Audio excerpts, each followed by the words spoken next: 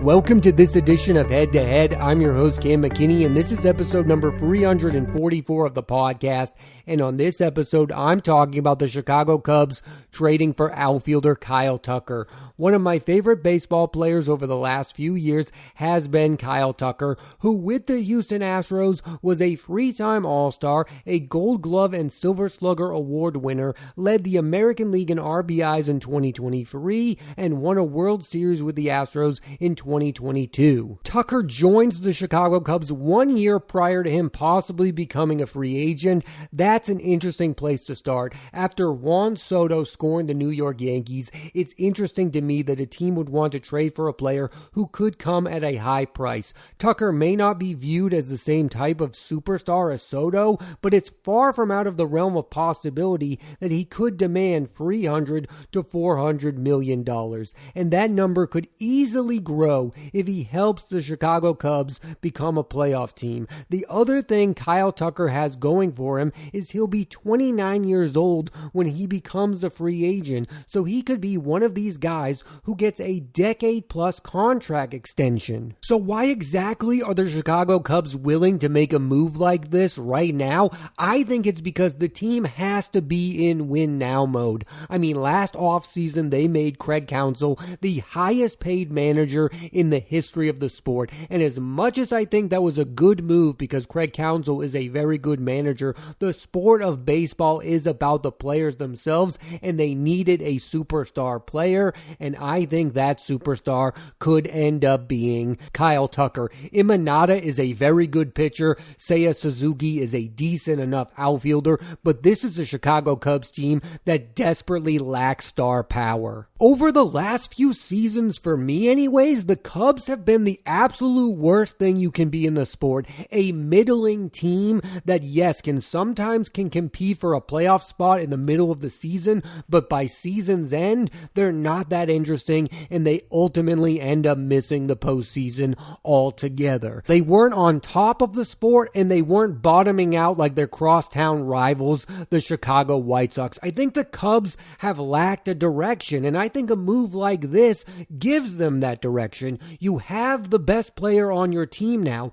Build around him. This is also a team that I think has overpaid on some players. I mean, Dansby Swanson is a good shortstop. I think that contract was bad from the beginning. Jameson Taillon had a good year with the New York Yankees, and then the Cubs overpaid him. I think what I like about this trade is they are getting the right guy, a guy that they actually need in Kyle Tucker. So not only is this a trade that's high profile that gets people like me talking about the Chicago Cubs, it also makes them a way better baseball team. And the Chicago Cubs should want to be a good baseball team because the NL Central appears to be wide open. The Milwaukee Brewers were dominant last season, but now they will be without Willy Adames, a shortstop capable of hitting 30-plus home runs, and Devin Williams, who many people believe to be the best reliever in all of baseball. And I don't think the Cincinnati Reds or Pittsburgh Pirates are ready to be contenders. My point is this: I don't think the Cubs need to win 100-plus games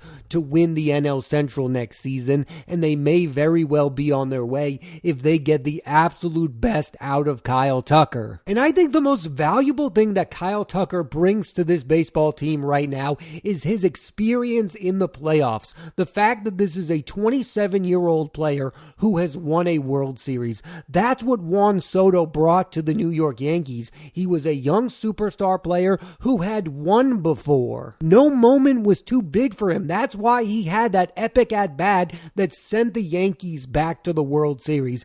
I think Kyle Tucker could have a similar impact on the Chicago Cubs because he's been around a bunch of winning baseball players. He spent time with Justin Verlander. He's been on teams with Jose Altuve, Alex Bregman. Kyle Tucker should bring Houston's winning ways with him to Chicago. This is what baseball is becoming. It's becoming all about getting a superstar player before he turns 30 to join your organization. It's why the New York Mets were desperate for Juan Soto, because he had youth on his side. And Kyle Tucker right now has youth and experience on his side. He's been there. He's played a lot of baseball, yet he has a lot of great seasons ahead of him. The best of Kyle Tucker is yet to come, in my opinion, and clearly in the opinion of the Chicago Cubs, who just traded for him. I also just have to believe the Chicago Cubs are interested in keeping Tucker there long term. I would not be surprised if they got a deal done come spring training time. I'm really curious to see how much money Kyle Tucker demands, because he's not one of the most popular names in the sport, but he is a guy who's been a three-time All-Star. He's been a World Series champion. I mean, it's going to take at least more than $200 million to get him to sign a deal right before he becomes a free agent. Especially when you consider what you've seen over the last few years with guys in walk years. I mean, Aaron Judge has that historic 62 home run season, and the Yankees pay him big time. Juan Soto has a great season with the Yankees. The Mets end up paying him big time. I mean, Kyle Tucker can go from a guy who I think earns $300 million to a $500 million plus contract if, let's say, he leads the Chicago Cubs to a World Series appearance, and he's the biggest reason why. Then we're talking about Kyle Tucker like he's a top 5 player in the sport. So far, I've talked about this trade from the Cubs aspect. What's just as interesting is what's going on with the Houston Astros and what they are doing. They have been in contention with the Dodgers for the best team of this past decade, and yes, on paper, this is a big loss, but need I remind you, they won a World Series title after letting Carlos Correa and George Springer sign elsewhere. This is an organization and an ownership group that clearly doesn't want to spend big-time money on one singular player. I mean, they were able to keep Jose Altuve on what is now viewed as a pretty team-friendly deal. And they still have a core roster that includes Altuve and Yordan Alvarez, and they just added first baseman Christian Walker. I am questioning the direction of this franchise because last offseason you spent a lot of money on Josh Hader, and I don't think that was a contract that was worth it. And now you're not going to pay Kyle Tucker. The whole point of developing these players into superstars is for you to benefit from them having their best seasons. Kyle Tucker is not going to have his best seasons with the Houston Astros. He's going to end up having better years, possibly with the Chicago Cubs. It's why I got so upset with the Boston Red Sox trading away Mookie Betts, because they walked away from a guy who was just now entering his best years in baseball. I think that same thing is happening with the Houston Astros. They are walking away from a guy whose best years are in front of him, not behind him. I was on board with them walking away from George Springer and Carlos Correa. Those guys, their best years are behind them. They were injury prone. I think the contracts that they got were ridiculous. I think they were kind of overvalued by baseball teams. I'm not mad that the team doesn't want to step up and pay Alex Bregman to stay with them. I mean, Alex Bregman is a guy who's still very good, but is not the same player that he once was.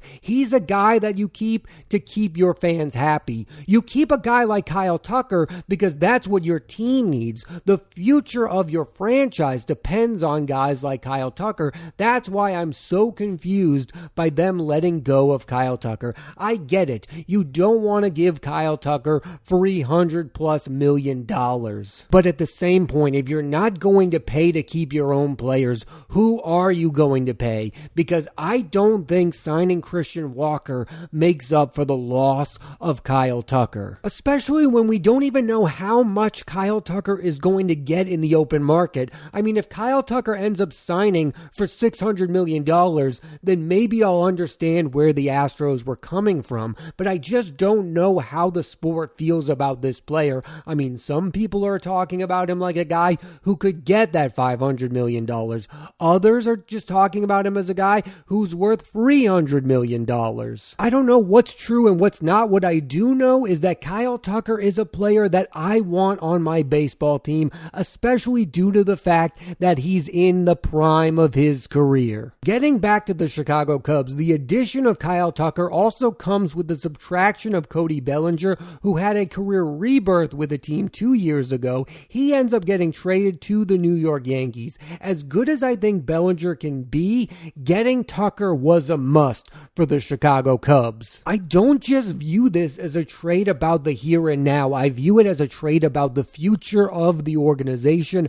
I think the Cubs are going to do everything and anything to keep Tucker there long term. This is a Cubs team that desperately wants to get back to winning. They had that core of Chris Bryant, Anthony Rizzo, Kyle Schwarber, John Lester, and they didn't win enough championships. I mean, they were a team that got there in 2015. They were in the NLCS, and then in 2016, they won it all. But there are so many people that think they didn't take advantage of that window. And since that core split up, I really do believe this team has lacked an identity. I mean, I have had zero opinions about the Chicago Cubs over the last few years. I've only watched them and gone, oh wow, Cody Bellinger is back. But I haven't thought of them as a baseball team in a while, and they are a big market. Big markets should not look to be a middling 500 baseball team. They should make moves like this, where you take advantage of the fact that the Houston Astros don't want to pay this all-star player, and you do. That's how big market teams should act. I get it. The team didn't want to get into the Juan Soto bidding, but if you're not going to go get Juan Soto, you got to get your version of a superstar player, and Kyle Tucker is a pretty good option B. I really think Kyle Tucker has been overlooked as an individual player because he's been on the Houston Astros. He's been alongside Altuve. He's been alongside Bregman. He's been alongside Alvarez. I mean, the Astros have been a stacked baseball team that it's been hard for Tucker to really stand out. Now that he's on the Chicago Cubs, I think some people next year are going to realize how good of a baseball player Kyle Tucker really is. My belief is if he stays healthy and plays 150 plus baseball games, next season Kyle Tucker is going to be a candidate for NL MVP. He is joining a team in the Chicago Cubs that did not have a single player last year hit 30 home runs, have a 300 batting average, or drive in 100 runs. Kyle Tucker, when he is at his best, is capable of doing all three. I think the Chicago Cubs have a superstar player in Kyle Tucker. And I wanted to talk about this trade on this podcast because I don't think enough people are talking about it, because when it comes to the baseball offseason, we're just all fixated on the money. Juan Soto got a boatload of money. Corbin Burns now has a boatload of money. More people are talking about Pete Alonso and where he's going to end up than they are about this trade that could end up making the Chicago Cubs a playoff team. I get it, free agency is more exciting to talk about, but sometimes when teams make trades like this, it perks my ears because I go, wow, the Chicago Cubs really think they are ready to win now, or they would not make this trade for Kyle Tucker. And another thing to talk about is the fact that this happened so fast. I mean, I was watching TV and insiders were talking about the idea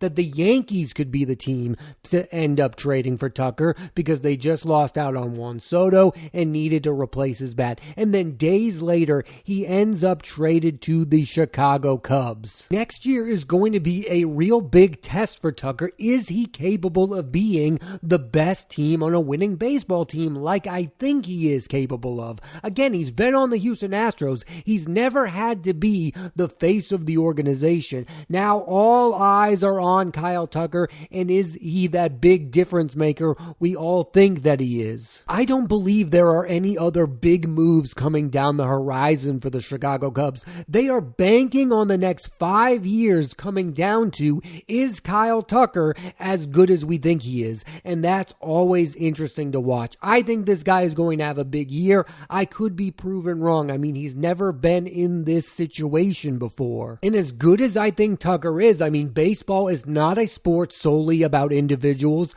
The Cubs also have to have a good team around him. And I think they have a good enough team. Again, I've talked about the names. Dansby Swanson. I think when he's at his best, he can be a really good offensive player, but also he's a really good defensive player. Here's my take on the Chicago Cubs. Clearly, this is a front office who thinks very highly of the team they put together. I mean, last year they moved on from David Ross, who was an okay manager, and brought in Craig Counsell because they thought they were ready to win now. Clearly, they weren't. I mean, they had Bellinger, but they were not very good last season. So now they bring in Kyle Tucker, and I think we're going to find out what what the Chicago Cubs have. And what I mean by that is, do they have a playoff team, or do they have a team that they need to completely rebuild and overhaul? I think you can tell from listening to this podcast that I am very much rooting for this to work out for the Chicago Cubs, because I'm rooting for Kyle Tucker, the player. Like, I just believe in the player. I've seen him at bat in the big moments. He has a surprising amount of power. He's an elite defensive player. I just think he has all the tools to be one of the faces of the sport. It's also important to have a good team in Chicago. I mean, it was bad last year. Nobody was following the Cubs, and the only reason people were following the White Sox was because of how historically bad that team was. Wrigley Field is one of the best ballparks in the sport. I mean, things are just better when the Cubs are a good baseball team, and I think Kyle Tucker will turn this team to once again being a very good baseball team. I also just again think this is a huge loss for the Houston Astros. It's one thing to let go of Carlos Correa and George Springer because those guys got big money, but to trade away Kyle Tucker with 1 year left before he hits free agency, I think is pure madness, and I really don't know how to feel about the Houston Astros. Yes, they have that winning pedigree, but they've also made some weird financial decisions. Like, I think Christian Walker is a good baseball player. If you're going to be competing for a World Series title, I don't think he makes much sense on the Houston Astros, and I didn't like them bringing in Josh Hader. I always thought that the Houston Astros would lock down Kyle Tucker and that he would become the future face of the organization. When you develop players into all-stars, you should do everything you can to keep those all-stars, not trade them away so that other teams can benefit from them having their best years. It has been a really tough experience for me watching Mookie Betts have his best seasons in baseball with the LA Dodgers while also winning 2 World Series titles. Like, I watched that and go, he could have been doing that for my team. And now Astros fans will probably have the exact same feeling towards Kyle Tucker. Maybe I'm wrong, but I believe in this player. I think his best years in baseball are ahead of him. He's already proven himself to be an elite ball player. If he stays healthy, I think by next season we'll be talking about Kyle Tucker like he is a top 10 player in the sport. And he's the reason I'll now be keeping a close eye on what ends up happening with the Chicago Cubs next season. Again, I had zero interest in the Chicago Cubs. I thought they had just become an uninteresting middler. Now they've brought in a all-star player who could potentially become a superstar by season's end. I've talked about this a lot on this podcast, and I talked about it last week when I talked about the Garrett Crochet trade to the Red Sox. I like bringing in a player in a trade more than just upright giving him $300 million. Because look, the Cubs can go either way. I wouldn't be mad if tomorrow they announced they give Kyle Tucker a 9-year contract extension. But either way, they're in a good spot, because if he goes into next year without a long-term contract extension, then he'll have to prove himself to be the best player on the Chicago Cubs in order to get that long-term deal. So it's a win-win for either side. I mean, you want Kyle Tucker on the Cubs long-term, but you also kind of want to see if you pick the right guy in Kyle Tucker. I always think it's important to see if a guy is going to do well on the new team before you give him that big money. The Yankees were willing to go $700 million plus to bring back Juan Soto because they saw Juan Soto deliver in a Yankees uniform. That's why I'm way less positive on him joining the Mets than other people, because I haven't seen Juan Soto be a great player on the New York Mets. We've seen Kyle Tucker have all of this success with the Astros. He's been an all-star. He's won a World Series. Guess what? He's done absolutely nothing yet with the Chicago Cubs, but I am super excited about the possibilities of what he can do for the Chicago Cubs. I've watched this guy for a long time now and thought to myself, man, I really wish this guy was on my baseball team. And now he's on another team, and I think that team is going to greatly benefit from the fact that they now have Kyle Tucker. Thanks for listening to this edition of Head to Head. I'm Cam McKinney, and there'll be a new episode of the podcast every Monday on Apple Podcasts and Spotify. So please rate, review, and subscribe.